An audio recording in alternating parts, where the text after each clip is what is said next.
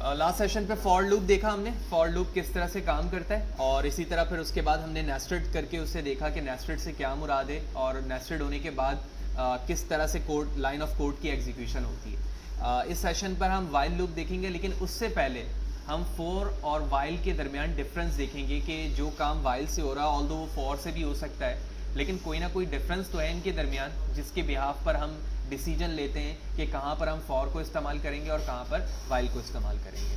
तो इसकी डेफिनेशन को समझते हैं और उसके बाद फिर हम फर्दर चलेंगे। तो इससे पहले वाले सेशन पे हमने फॉर की बात की, तो फॉर पे लिखा हुआ है repeat for specified number of time, यानी एक स्पेसिफिक टाइम पर हम अपने आइटरेशन को रिपीट करना चाह रहे हैं। तो इस वजह के तहत या ऐसे सिनेरियो पे हम फॉर का इस्तेमाल करते हैं जहाँ हमें नंबर ऑफ आइटरेशन का पता हो कि कितनी आइटरेशन हमें रन करनी है।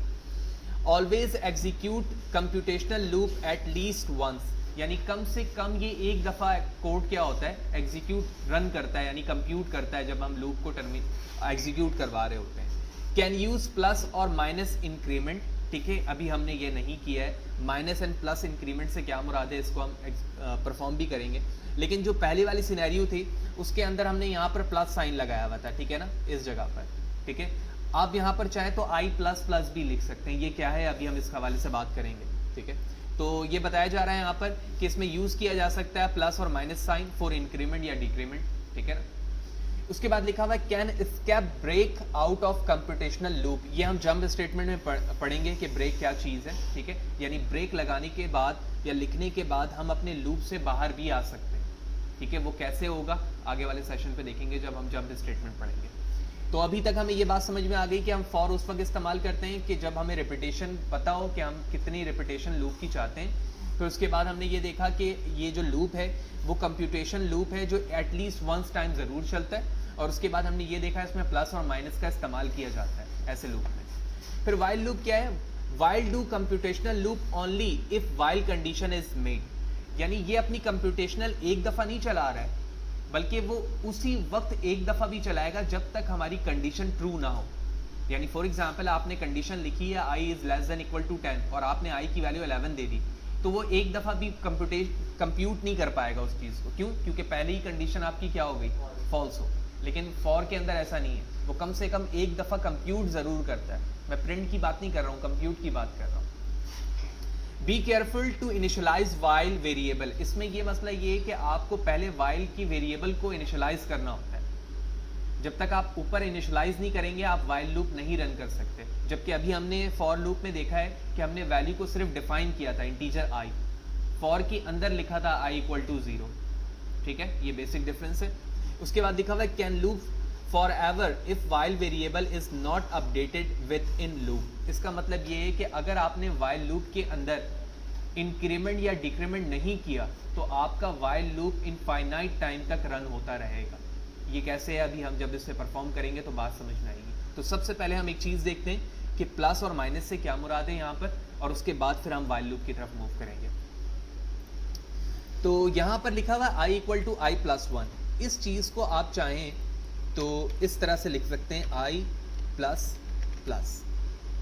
इसका मतलब ये होता है कि i equal to i plus 1, ये कंपाउंड फॉर्म है, ठीक है, इस ऑपरेटर को हम कहते हैं इंक्रीमेंट या फिर डिक्रीमेंट ऑपरेटर, ठीक है, इंक्रीमेंट या फिर डिक्रीमेंट ऑपरेटर। इसी तरह फॉर एग्जांपल आपके पास कोई वैल्यू है जिसमें लिखा हुआ है i equal to i plus 10, ठीक है। अब जाहिर सी बात है i प्लस प्लस का मतलब तो होता है कि सिर्फ एक वैल्यू ऐड करो, लेकिन अब तो कंडीशन आ गई है कि i में कितने का इंक्रीमेंट करो, 10 का। तो इसके लिए हम लिखते हैं i प्लस इक्वल 10। तो जिस तरह यहां पर लिखा गया था i प्लस प्लस, इसी तरह मैंने यहां पर लिख दिया i equal two plus minus, और इस ऑपरेटर को हमने प्रीवियस सेशंस पे हम पढ़ चुके हैं, इसे हम कहते हैं असाइनमेंट ऑपरेटर, ठीक है। तो ये इसका कंपाउंड फॉर्म हो जाता है, जिसका मतलब ये होता है कि i की वैल्यू में 10 का इंक्रीमेंट करो। तो यही वजह है कि अगर मैं यहाँ पर आऊँ और i equal to i plus plus लिख दूँ और इसी तरह यहाँ पर लिख दूँ j इक्वल के बजाय j प्लस प्लस, तो कोई चेंजेस नहीं होगी, बिल्कुल उसी तरह वर्किंग होगी हमारे आउटपुट की जैसे j equal to j plus 1 में हो रही थी। लिहाजा कंट्रोल एस करता हूँ, F11 प्रेस करता हूँ। और आप देख रहे हैं कि बिल्कुल एग्जीक्यूशन वैसे ही चल रही है जैसे कि हमारे j equal to j plus 1 पे चल रही थी। बिल्कुल सही एग्जीक्यूशन हुई है हमारी, बिल्कुल वैसे ही हुई है। तो ये हमने प्लस माइनस देख लिया। अब हम वाइल लूप की तरफ चलते हैं और हमने दोनों की डेफिनेशन भी देखी और डिफरेंस भी देखा कि दोनों में डिफरेंस क्या है। लिहाजा सबसे पहले हमने डेफिनेशन में पढ़ा कि हमें अपने वेरिएबल को डिफाइन प्लस इनिशियलाइज करना है, जबकि फॉर में ऐसा नहीं था, हमने सिर्फ डिफाइन किया था। वाइल लूप हमारा बेस करता है कंडीशन पर, ठीक है। तो कंडीशन मुझे बतानी होगी i less than equal to 10। और अभी हमने डिफरेंस पे भी यही देखा कि वाइल लूप एग्जीक्यूट ही वंस उसी वक्त होगा जब तक कंडीशन ट्रू ना हो, यानी ये कंप्यूट भी नहीं कर पाएगा जब तक कंडीशन ट्रू ना हो। लेकिन फॉर लूप हमारा कंप्यूट वंस करता है ज़रूर। ये करने के बाद मैंने यहाँ पे लिखा प्रिंट एफ इन्वर्टेड कॉमा, और इसी लाइन को प्रिंट करवा देता हूँ, कॉपी पेस्ट, ठीक है। और इस कोड को मैं कमेंट कर देता हूँ, ठीक है। और यहाँ पर हम लिख लेते हैं while loop in C, okay. अभी हमारी डेफिनेशन पे भी बात हुई कि अगर आप इंक्रीमेंट या डिक्रीमेंट वाइल लूप के अंदर ना लगाएं तो आपका लूप क्या हो जाता है, इनफाइनाइट हो जाता है। और इस वक्त मैंने कोई इंक्रीमेंट डिक्रीमेंट नहीं लगाया है, बल्कि सिर्फ दो कंडीशन डिफाइन की है, वैल्यू को इनिशियलाइज डिफाइन किया है और कंडीशन बता दी। Let's see what will be the output. F11 press करता हूं,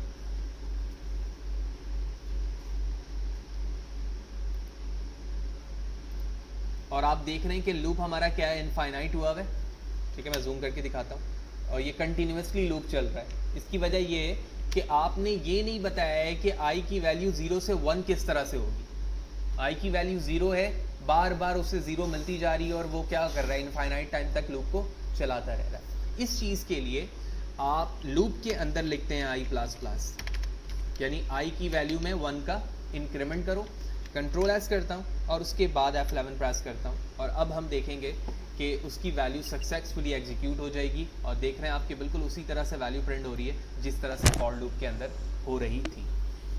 तो वाइल लूप की डेफिनेशन देखने के बाद हमने यहाँ पर बिल्कुल वही नंबर सीरीज प्रिंट की जो हम फॉर के ज़रिए से कर रहे थे। और अगर हम फॉर के बिहाफ पर इसे ब्रेक करें तो फॉर लूप के अंदर आप देख रहे हो कि सबसे पहली कंडीशन इनिशियलाइजेशन है, तो इनिशियलाइजेशन हमारी आउटसाइड पर है। फिर उसके बाद कंडीशन है, और कंडीशन वाइल लूप के अंदर मौजूद है। और इंक्रीमेंट या डिक्रीमेंट का जो फॉर्मेट है वो वाइल लूप के बॉडी के अंदर मौजूद है। तो ये बेसिक डेफिनेशन वाइल लूप की थी इन टर्म ऑफ वर्किंग। और जब हम डेफिनेशन यहाँ पढ़ रहे थे तो हमने देखा था कि while loop do computational loop only if while condition is meet, यानी जब तक वाइल कंडीशन हमारा मीट नहीं करता, यानी ट्रू नहीं होता, उस वक्त तक हमारे कंप्यूटेशनल लूप एग्जीक्यूट नहीं हो सकता, ठीक है। यानी अभी हम फॉल्स करके भी देखेंगे। तो उसके बाद लिखा हुआ है कि हमें बी केयरफुल रहना पड़ता है कि वाइल वेरिएबल हमारा इनिशियलाइज हो ऊपर, ठीक है, जो कि अभी हमने थोड़ी देर पहले देखा कि हमारा जो वेरिएबल है वो डिफाइन प्लस इनिशियलाइज है आउटसाइड ऑफ द लूप। और फाइनली उसके बाद हमने देखा कि अगर आपने लूप के अंदर इंक्रीमेंट या डिक्रीमेंट नहीं किया है वेरिएबल को, तो वो किस टाइम तक चलता रहेगा, ठीक है, इनफाइनाइट टाइम तक, यानी कि फॉर एवर वो लूप चलता रहेगा और वो कभी टर्मिनेट नहीं हो पाएगा। क्यों? क्योंकि आपने कोई कंडीशन नहीं बताई है कि वो 0 से वैल्यू कब इंक्रीज होगी या फिर डिक्रीज होगी। बिल्कुल इसी तरह जिस तरह से हमने फॉर लूप को नेस्टेड किया, हम चाहें तो वाइल लूप को भी नेस्टेड कर सकते हैं। और बाकी तमाम सिनेरियोज हैं वो बिल्कुल उसी लूप की तरह ही वर्क करेंगी जिस तरह से फॉर की कर रही थी।